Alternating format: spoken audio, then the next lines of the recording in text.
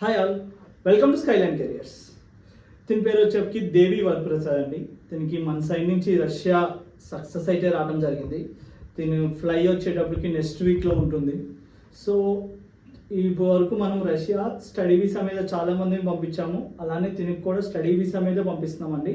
ఎందుకంటే ఒక పర్సన్కి ఏజ్ బిలో 35 ఉంటే స్టడీ వీసా అనేది చాలా బెస్ట్ ఆప్షన్.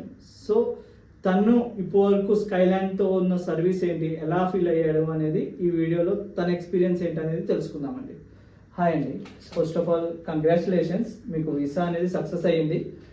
అండ్ ఇప్పటివరకు స్కైలైన్కి డే 1 నుంచి మీరు ఎలా ఫీల్ అవుతున్నారు? అంటే మీకు వీసా వచ్చింది కదా, మీ ఒపీనియన్ ఏంటి? ఎక్స్పెక్ట్ చేయలేదు వస్తుందని. వేరే కన్సల్టెన్సీకి అప్రోచ్ అయ్యాము. ఫస్ట్ 2 years టైం వేస్ట్ చేశాను. మళ్ళీ స్కైలాండ్కి కాంటాక్ట్ అయిన తర్వాత 3 months అని చెప్పారు, 45 days అని చెప్పారు. 40th డేకి వీసా వచ్చింది.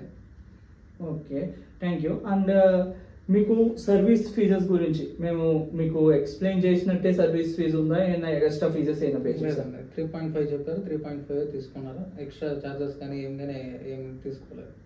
ఓకే.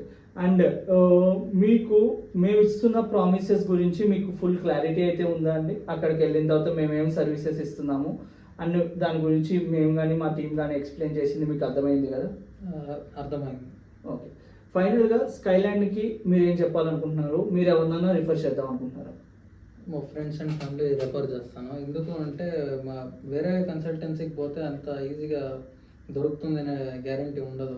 తక్కువలో చేస్తామని చెప్తారు కానీ పర్ఫెక్ట్గా ఉండదు.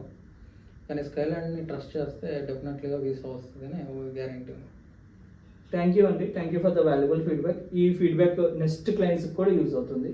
Thank you so much. Thanks.